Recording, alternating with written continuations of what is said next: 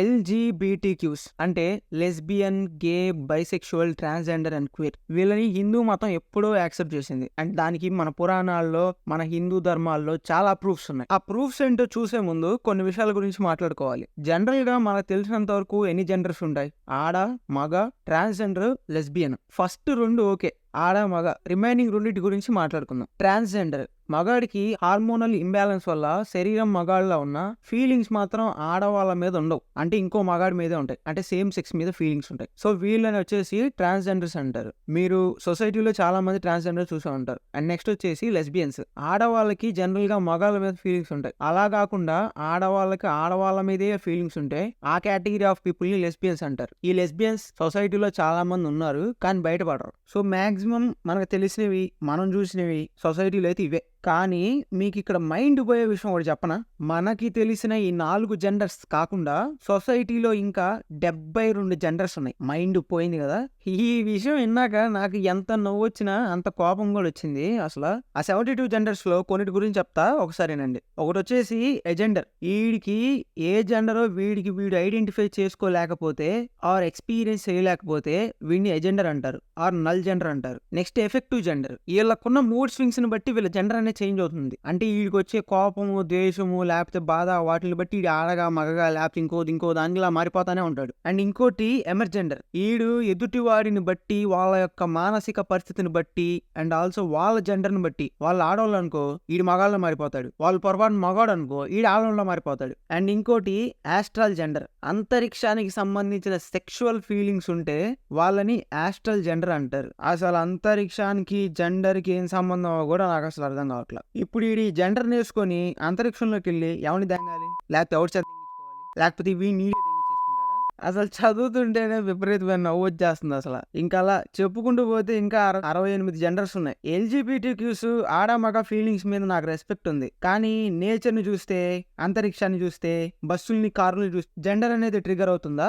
అలా సైకలాజికల్ గా జెండర్ అనేది ట్రిగర్ అయితే దాన్ని జెండర్ అంటారా, లేకపోతే సైకలాజికల్ డిసార్డర్ అంటారా? కొంచెం ఈ వీడియో చూసే వాళ్ళు ఆలోచించి కామెంట్ బాక్స్ లో కామెంట్ చేయండి. నేను తెలుసుకోవాలనుకుంటున్నాను. ఈ 72 జెండర్స్ అన్ని వెస్టర్న్ కల్చర్ నుంచి వచ్చినాయి. ఈ పనికిమాలిన గోలంతా మన దాంట్లో లేదు. మన పురాణాల్లో ఈ ఎల్జీబీటీస్ గురించి ఏముంది, ఎలా యాక్సెప్ట్ చేసిందా మన కల్చర్ అనేది, చేసిందా లేదా అనేది ఇప్పుడు చూద్దాం. ప్రపంచంలోనే చాలా రాంగ్ గా పోర్ట్రే చేయబడ్డ హిందూ గ్రంథం వచ్చేసి కామసూత్ర, రిటన్ బై వాత్సాయన. ఈ బుక్ లో సెక్స్ గురించి మాత్రం ఉందనుకున్నారు చాలా మంది, కానీ మనిషిని బాగు చేయడానికి కావాల్సిన చాలా విషయాలు ఇందులో ఉన్నాయి. అందులో ఈ ఎల్జీబీటీక్యూస్ అండ్ సేమ్ సెక్స్ మ్యారేజ్ గురించి కూడా ఉంది. ఇక్కడ మీకు ఇంకో పదాన్ని ఇంట్రడ్యూస్ చేయాలి, అది వచ్చేసి బైసెక్షువల్. బైసెక్షువల్ అంటే ఫర్ సపోజ్ మగ రిలేషన్ లో ఉన్నా, లేదా ఆడ రిలేషన్ లో ఉన్నా, వాళ్ళు పెళ్లి చేసుకున్నా, లేకపోతే వీళ్ళు పెళ్లి చేసుకున్నా దాన్ని బైసెక్షువల్ రిలేషన్షిప్ అని గానీ, లేదా బైసెక్షువల్ మ్యారేజ్ అని గానీ అంటారు. అండ్ మళ్ళీ కామసూత్ర బుక్ లోకి వస్తే ఓరల్ సెక్స్, హోమోసెక్షువాలిటీ, ట్రాన్స్జెండర్స్ వీళ్ళ మధ్య జరిగే సెక్షువల్ యాక్టివిటీస్ గురించి కామసూత్ర చాప్టర్ నంబర్ 9 లో డిస్కస్ చేశారు.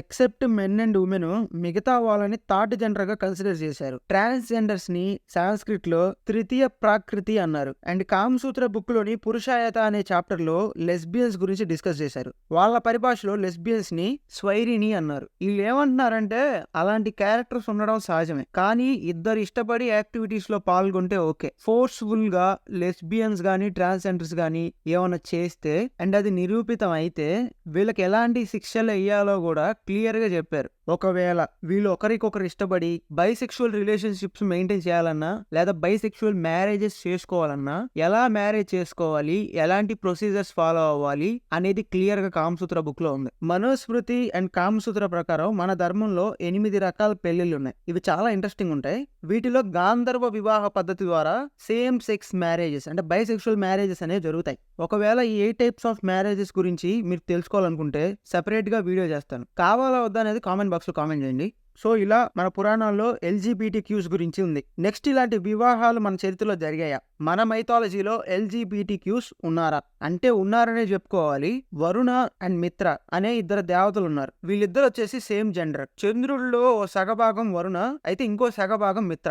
వీళ్ళిద్దరి సేమ్ సెక్స్ రిలేషన్షిప్ గురించి ఋగ్వేదలో ఉంది. ఖజురాహో అండ్ కోనార్క్ టెంపుల్ మీద ఉన్న శిల్పాలలో హోమోసెక్షువల్ యాక్టివిటీస్ గురించి చాలా ఎవిడెన్సెస్ ఉన్నాయి. So one of the most famous character character in Mahabharata వచ్చేసి శిఖండి. భీష్ముని మరణానికి కారణం. శిఖండి ఓ అమ్మాయి, కానీ అబ్బాయిలా పెంచారు. అండ్ ఆల్సో తను పెద్దయ్యాక ఒక అమ్మాయితో వివాహం కూడా జరిగింది. వివాహం జరిగే టైంలో శిఖండిని పెళ్లి చేసుకుంటున్న తన వైఫ్ కి శిఖండి యొక్క జెండర్ అనేది ఏంటో తెలుసు, అయినా సరే తను పెళ్లి చేసుకుంది. అండ్ ఇంకోటి మత్స్య పురాణంలోనే భాగీరథుడి గురించి తెలుసుకోవాలి. భాగీరథుడు ఇద్దరు రాణుల కలయిక వల్ల పుట్టినవాడు. మత్స్య పురాణంలోని భాగీరథుని గురించి జన్మ వృత్తాంతం మీరు చదివినట్లయితే మీకు అర్థమవుతుంది. భాగవత పురాణంలో విష్ణువు మోహిని అవతారం ఎత్తి రాక్షసుల్ని చంపాడు. ఆ తర్వాత మోహిని అవతారంలో ఉన్న విష్ణువు శివుడితో సంభోగిస్తే పుట్టినవాడే అయ్యప్ప.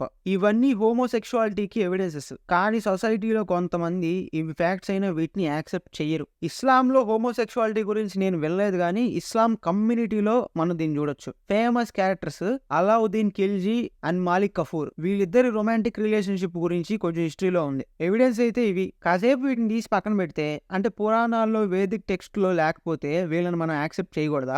ఎల్జీబీటీ క్యూస్ ఉన్న టాప్ మోస్ట్ కంట్రీస్ లో India first. And LGBT Qs suicide లో ఇండియానే ఫస్ట్. అలా పుట్టడం అనేది వాళ్ళ చేతిలో లేదు, అది ఇంకా నేచర్ లో అలా జరిగిపోయింది. ఇప్పుడు మనం సరిగ్గా ఉన్నాం, రేపు మనకు పుట్టబోయే పిల్లలు వీళ్ళు అలా పుట్టని ఏమైనా ఉందా? లేదు కదా. దెన్ ఎందుకు సొసైటీలో వాళ్ళని యాక్సెప్ట్ చేయండి. హోమోసెక్షువాలిటీ అనేది మెంటల్ డిజార్డర్ కాదు, కానీ బిగినింగ్ లో చెప్పుకున్నామే 72 జెండర్స్, వాళ్ళది మాత్రం మెంటల్ డిజార్డరే. వాళ్ళు మాత్రం బయట ఏమైనా కనిపించారనుకో తీసుకెళ్లి మెంటల్ హాస్పిటల్లో దానండి. మీరు కానీ ఇక్కడ దాకా వీడియో చూస్తుంటే ఇంకో 2 ఇంట్రెస్టింగ్ విషయాలు చెప్తా. ట్రాన్స్జెండర్స్ అంటే అబ్బాయి కంప్లీట్ గా అమ్మాయిలా తయారవ్వాలంటే కొన్ని సర్జరీస్ చేయించుకుంటారు. వాటిలో 2 ఇంపార్టెంట్ సర్జరీస్ ఏంటంటే, ఫస్ట్ సిలికాన్ బ్రెస్ట్ ఇంప్లాంటేషన్ అమ్మాయిలా కనిపించడానికి, అండ్ రెండోది వచ్చేసి మెయిల్ జెనిటిల్స్ తీసేసి ఫీమేల్ జెనిటిల్స్ రిప్లేస్ చేస్తారు. అది వచ్చేసి ఇంకో సర్జరీ. వీటి కాస్ట్ ఎంతో తెలుసా? సిలికాన్ బ్రెస్ట్ ఇంప్లాంట్ కి 1 to 1.5 lakh దాకా ఖర్చు అవుతుంది. అండ్ జెనిటల్ రిప్లేస్మెంట్ సర్జరీకి 3 to 5 lakh దాకా ఖర్చు అవుతుంది. ఇంకా బియర్డ్ అదంతా రాకుండా స్కిన్ మీద ట్రీట్మెంట్స్ కూడా చాలా వరకు చేయించుకోవాలి. వీళ్ళకి ఇంత మనీ ఎక్కడి నుంచి వస్తుంది? గవర్నమెంట్ ఏమైనా ఇస్తుందా? ఇవ్వదు. పేరెంట్స్ వాళ్ళు యాక్సెప్ట్ చేస్తే ఇచ్చే ఛాన్సెస్ ఉంటాయి, లేకపోతే వాళ్ళు కూడా ఇవ్వరు. వీళ్ళకి కొంచెం వరకు